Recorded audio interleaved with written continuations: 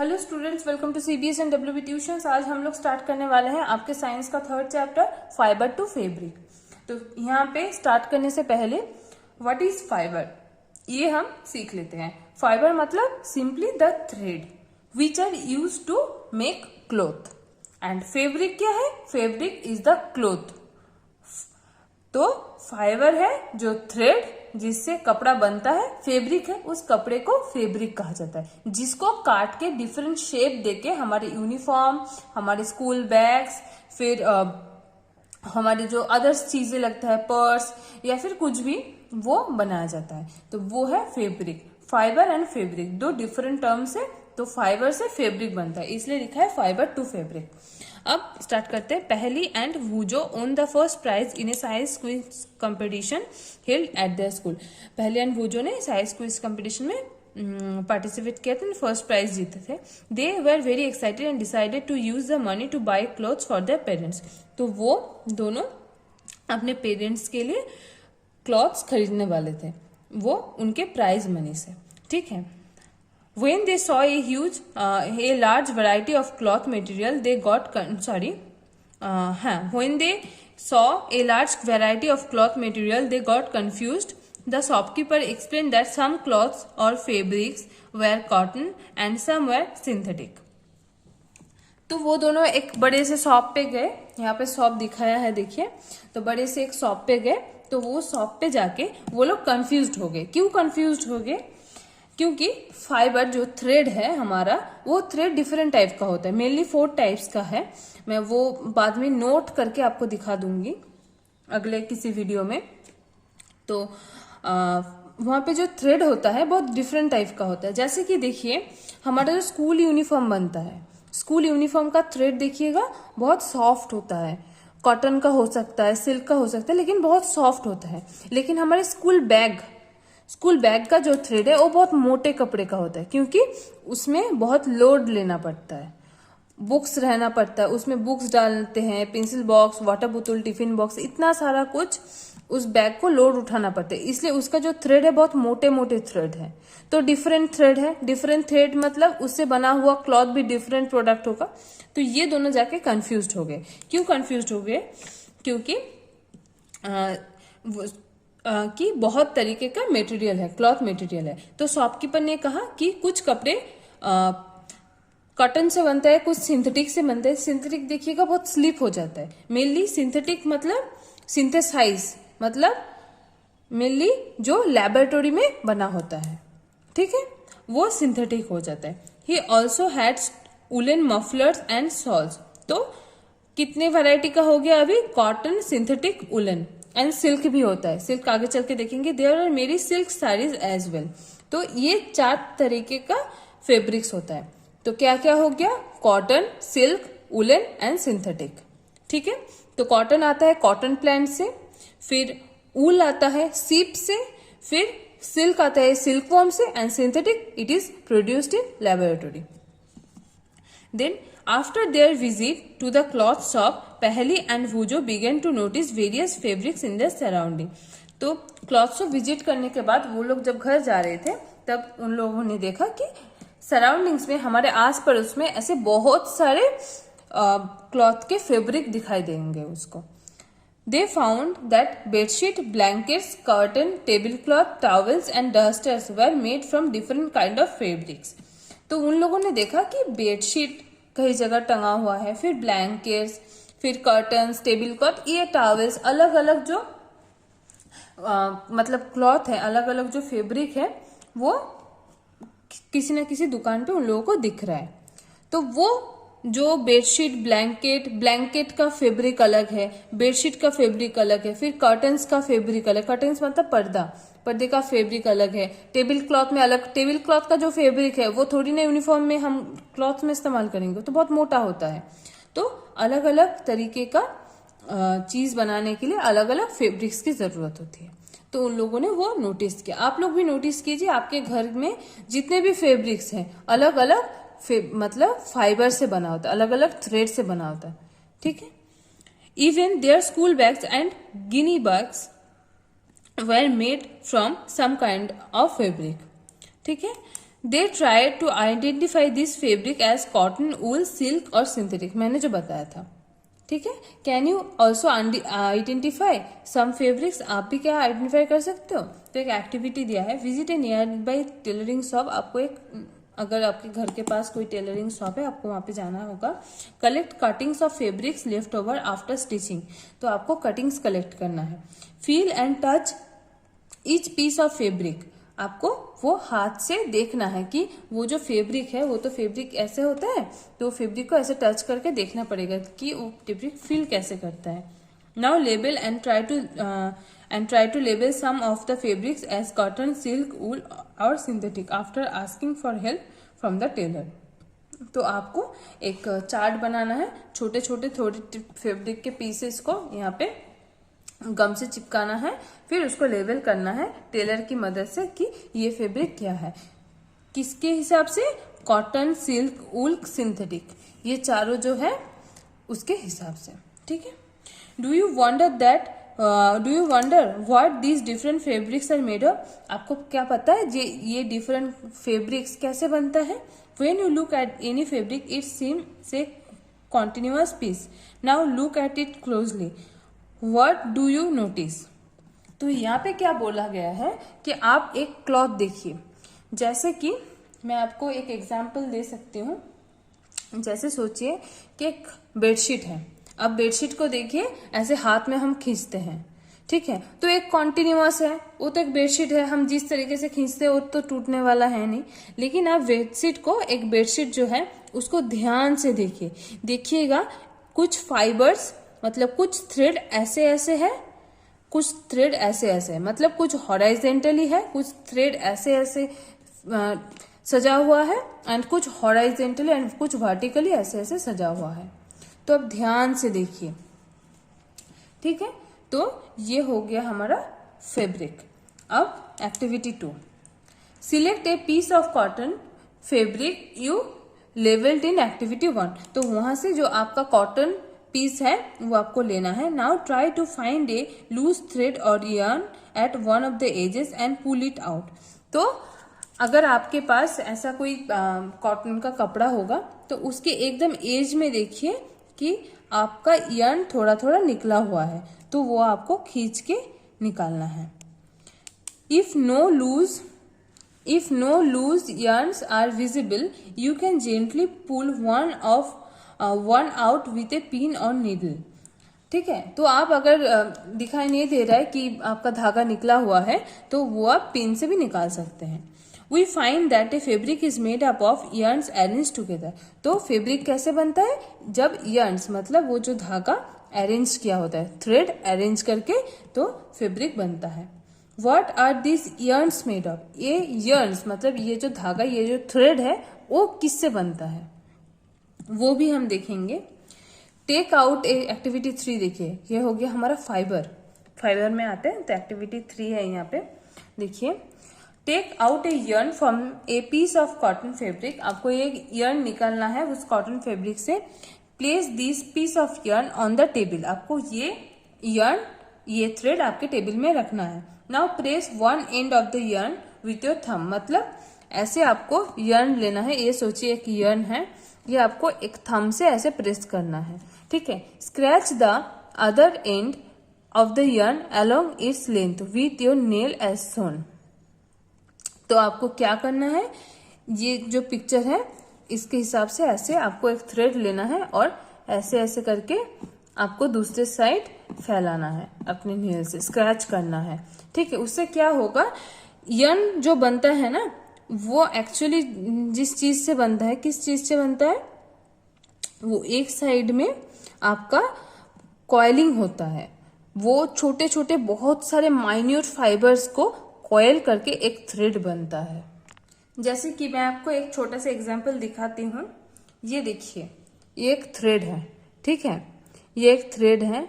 अब इसको हम क्या करेंगे, इसको ऐसे रखेंगे, फिर एक थंब से इसको ऐसे पकड़ेंगे और दूसरे थंब से इसको हम स्क्रैच करेंगे, ऐसे ऐसे करके। देखिए, स्क्रैच करेंगे ऐसे ऐसे। अगर स्क्रैच करेंगे तो क्या होगा, आपको ठीक से दिखाई नहीं दे रहा है शायद, लेकिन ये देखिए छोटा छोटा yarn फैल गया है, यहाँ पे ये फैल गया है, तो इसको अगर हम डिवाइड करेंगे तो छोटा छोटा फाइबर आपको निकलने लगेगा। ये आप घर पे ट्राई करके देखिए, कैमरा में ठीक से नहीं आ रहा है लेकिन आप समझ रहे हो शायद, यहाँ पे फाइबर निकला हुआ है, ये जो फाइबर्स कुछ निकला हुआ है यहाँ पे। तो ऐसे आपको करना है। Scratch the other end of the young along its length with your nail as shown. Do you find that at this end the yarn splits up into thin strands? तो आपको दिखेगा, जो मैंने अभी दिखा है आपको, तो वहां पे बहुत ज्यादा बार अगर स्क्रैच कर लिए तो ऐसे ही दिखेगा कि आपका यर्न एक छोटा सा, फिर उसके अंदर भी छोटा छोटा स्मॉल यर्न होता है, जो छोटा एकदम छोटा सा स्ट्रैंड होता है, उसको कॉयल करके, उसको बार बार कॉयल करके वो मोटा थ्रेड बनता है। मोटा मतलब ये एकदम पतला है, लेकिन इससे भी पतला उसके अंदर भी, इसके अंदर भी छोटा छोटा स्ट्रैंड होगा। ठीक है, वो थोड़ा दिख रहा है आपको शायद, ये देखिए, ये छोटा छोटा स्ट्रैंड है, ये आपको कैमरा में नजर नहीं आ रहा है, ये आपको खुद ही देखिए, ये छोटा छोटा स्ट्रैंड्स है। तो ये आपको घर पे ट्राई करना है। फिर you might have observe something similar when you try to thread a needle. आपको जब एक थ्रेड को आप जब एक नीडल के ऊपर जो एक गैप होता है उसमें किसी स्टिचिंग के लिए आप अगर नीडल में थ्रेड डालोगे तो देखना वो स्प्लिट्स अप हो जाता है, बहुत दिक्कत होती है, मम्मी को बहुत दिक्कत होती है। क्यों? क्योंकि वो जो स्प्लिट्स हो जाते हैं, थ्रेड का एंड थोड़ा स्प्लिट हो जाता है, वो जो स्ट्रैंड्स निकलने लगता है चारों तरफ से, तो इसीलिए when you try to thread a needle many times the end of the thread is separated into few thin strands। तो वही बताया, this makes it difficult to pass through the thread to the eye of the needle। हो गया। The thin strands of thread that we see are made up of still thinner strands called fibers।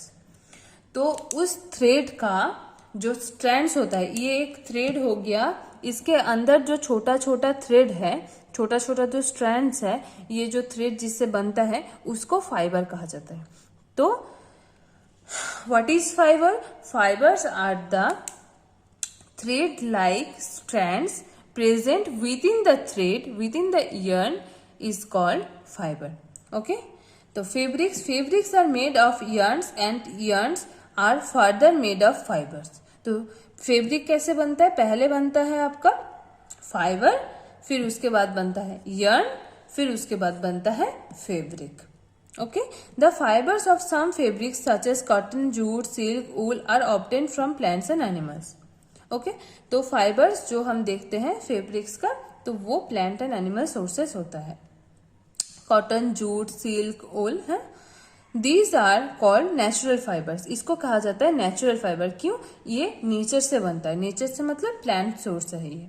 Silk plant and animal source both है, लेकिन natural है। Cotton and jute are examples of fibres obtain from plants. तो ये plant source है, cotton and jute, and wool and silk fibers are obtained from animals। wool is obtained from the fleece of sheep or goat। fleece मतलब वो जो wool का जो फर होता है, फर मतलब मैं आपको आपके बुक में है, नहीं है आपके बुक में, मैं आपको दिखाती हूँ। देखिए स्क्रीन पे मैंने शो किया है, तो ये हो गया आपका सीप का उल। सीप एंड गोट दोनों से बनता है। It also obtained from hair of rabbit, yak and camels।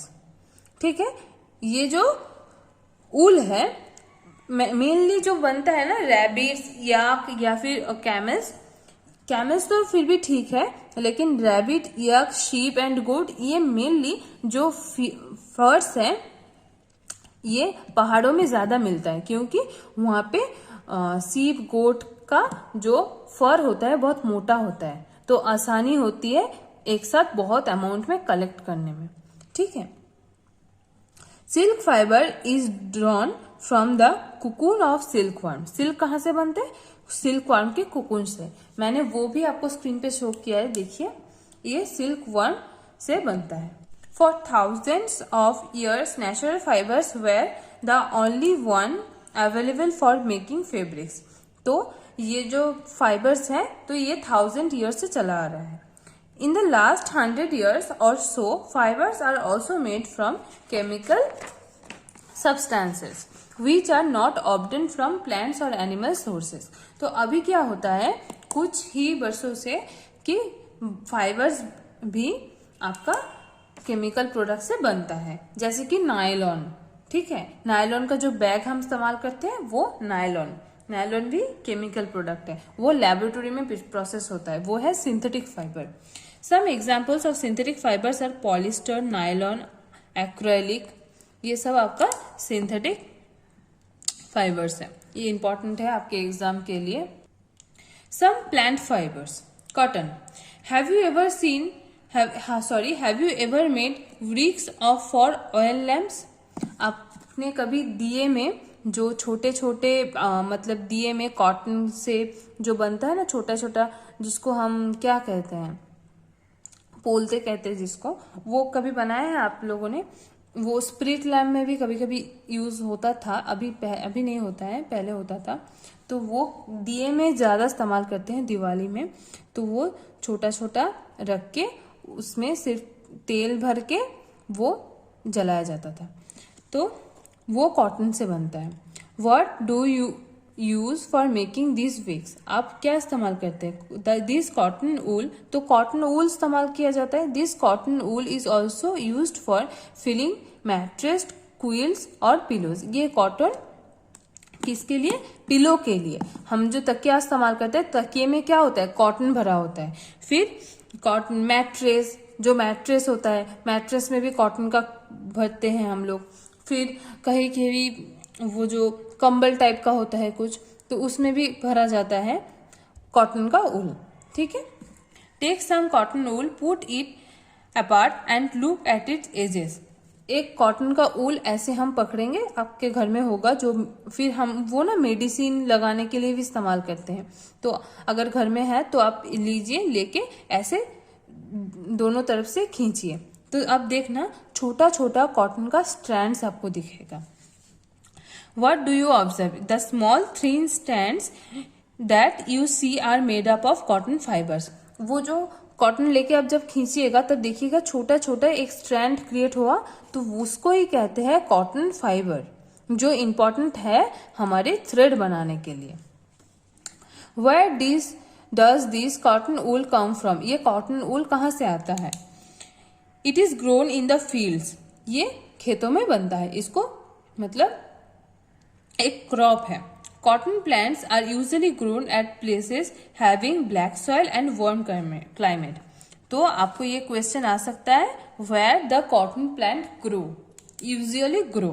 तो आपको लिखना है कि the cotton plant usually grow at the places having black soil and warm climate. Okay. Can you name some states of our country where cotton is grown? आपको पता है हमारे किसी स्टेट में कॉटन कहाँ पे ज्यादा ग्रो करता है? हाँ, हमको पता है. कहाँ कहाँ ग्रो करता है ज्यादा? मेनली असम में ग्रो करता है. फिर जो सेमी हिली एरियाज है, हिल है, बहुत बड़ा बड़ा हिल है, लेकिन जिसमें ज्यादा हिल्स होता है वहां पे ज्यादा ग्रो करते हैं. जैसे कि असम हो गया हमारा, फिर मिजोरम, फिर वो नॉर्थ ईस्ट. हाँ, नॉर्थ ईस्ट का जो पार्ट है उनमें ज्यादा ग्रो करता है. फिर हाँ, कर्नाटका, फिर तमिलनाडु, यहाँ पे भी कॉटन ग्रो करता है. ठीक है. वेस्टर्न ईस्टर्न घाट के टाइप, तो वहां पे कॉटन ग्रो करता है. The fruits of the cotton plant, cotton balls. तो जो कॉटन प्लांट का फ्रूट है वही है आपका cotton balls. Are about a size of lemon. वो किसके साइज का होता है? छोटा सा लेमन के साइज का होता है.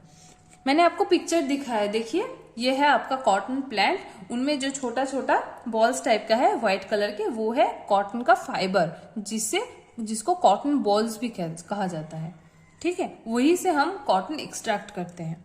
अब देखिए, after maturing the balls burst open and the seeds covered with cotton fibres can be seen. ठीक है.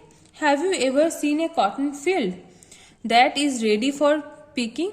आपने कभी कॉटन फील्ड देखा है? अगर नहीं देखा है तो अभी स्क्रीन पे देख लीजिए, बाद में अगर उस स्टेट में आप घूमने गए तो वहां पे देख लेना. It looks like a field covered with snow. तो ऐसा लगता है कि पूरे फील्ड में स्नो से कवर्ड है, क्योंकि कॉटन तो स्नो की तरह दिखता है, तो इसलिए बोला गया है। From these balls cotton is usually picked by hand. तो कॉटन हैंड से पिक करते हैं लोग। Fibres are then separated from the seeds by combing. Then एक कॉम्बिंग एक प्रोसेस है, मैंने छोटा सा पिक्चर दिखाया आपको, देखिए। तो इस कॉम्बिंग प्रोसेस से कॉटन का जो सीड है वो निकाला जाता है। This process is called ginning of cotton. इस प्रोसेस को कहा जाता है ginning of cotton. Ginning was traditionally done by hand. Ginning mainly हाथ से किया जाता है। ये जो गिनिंग प्रोसेस है ट्रेडिशनली, अभी क्या होता है, अभी मशीन्स यूज करते हैं लोग। तो आज का हमारा यही तक था, पेज नंबर 20 कॉटन तक। अगले क्लास में हम जूट से स्टार्ट करेंगे। अगर किसी को क्वेरी हुआ तो आप प्लीज पूछ सकते हैं, कमेंट सेक्शन में आप बताइए आपको क्या प्रॉब्लम हो रही है। अगर कमेंट सेक्शन में आपको रिप्लाई नहीं आ रहा है तो आप ईमेल कीजिए। ईमेल मैंने स्क्रीन पर दिखाया है आपको, तो आप ईमेल कर सकते हैं। एंड आप लोगों ने अभी तक अगर चैनल को सब्सक्राइब नहीं किया है तो आप लोग प्लीज पहले जाकर सब्सक्राइब कर दीजिए।